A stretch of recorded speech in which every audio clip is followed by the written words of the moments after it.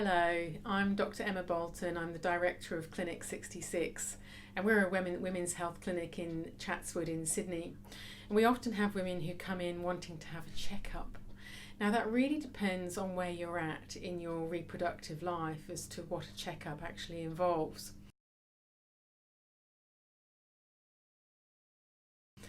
So, if you think about a young woman who's after puberty, and she may or may not be sexually active yet, but she's probably not ready to start a family. Now, what's important for a woman at this stage is to make sure that she has good understanding around her contraceptive needs and her sexual health generally. And that might mean having regular STI checks if she's sexually active. And we recommend that anyone who's sexually active gets a STI screen, and that might be every 3 months or it might be every year depending on how many partners you have. Obviously, we encourage condom usage because condoms are a great way of preventing STIs, but they're not 100%. For a younger woman, getting effective contraception which suits her is actually really important, because the perfect contraceptive is 100% reliable, immediately reversible, no side effects, free, and unfortunately no contraception has those features. So you have to find something that suits you as an individual.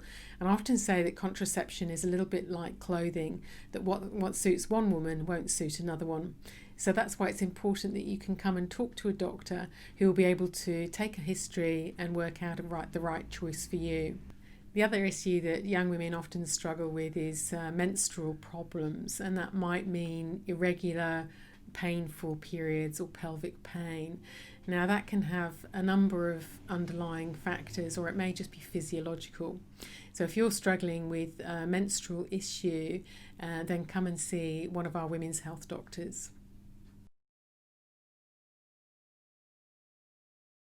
So, women as they mature into their 20s and 30s sometimes are looking to think about starting a family. And if that's you, it's really important to get your health optimally and have all your planets lined up before you start getting pregnant. And that will mean having a blood test done to check that you're immune to some simple infections which can be vaccinated for. It will mean being up to date with your cervical screening test and being up to date with your flu jab. And there are many different recommendations that are given to women who are considering having a family around dietary requirements as well. So if you're thinking about having a family, before you start getting pregnant or before you stop using contraception, see your GP to see what you need to be doing. During antenatal care, you have two options. You can either go through a private obstetrician or you can go through the public hospital. And if you go through one of the public hospitals, you may have the option for shared antenatal care. Now, this is a route for low risk pregnancies, and it's where your GP and the local community midwives take care of you.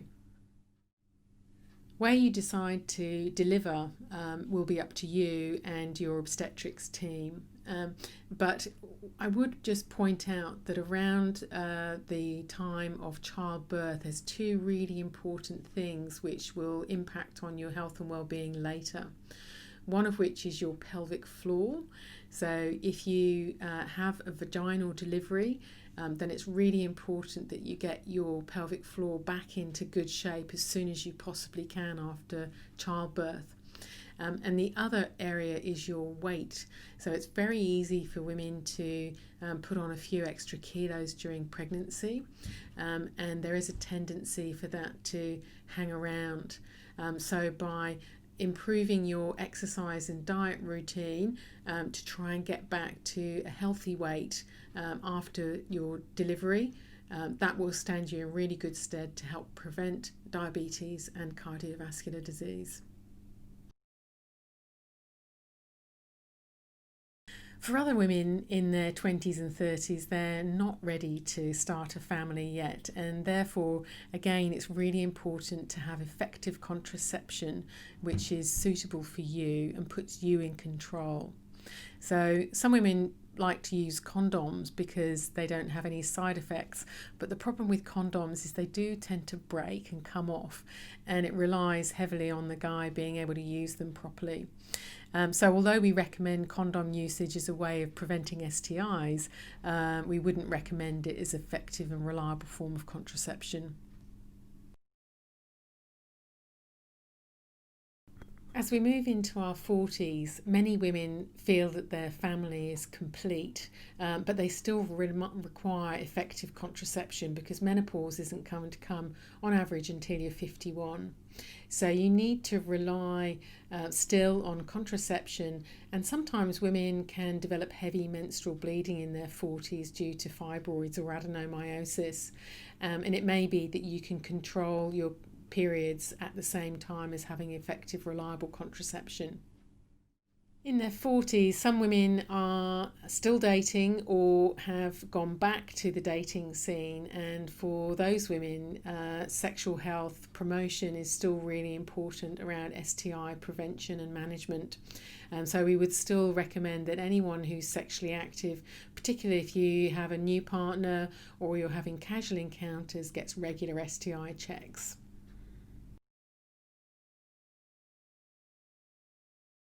So in your 50s, around time of perimenopause, it's also a really good time to look at your overall health, particularly your cardiovascular health and your bone health.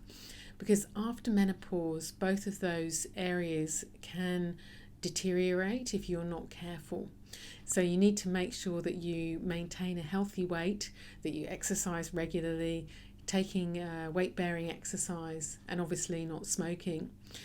If you can maintain a healthy weight and a reasonably low BMI, then that's a good thing. Not too low, because then your bone density can suffer as a result of that as well. You can also check your cervical screening and your mammogram and your bowel screening, because those cancer prevention screening programs are really important at this stage of your life as well. So there are a lot of resources on our website around different life stages and some more specific things. If you live anywhere near Sydney, then you're welcome to come and see us in the clinic, make an appointment and just come along. We're also offering telehealth consultations.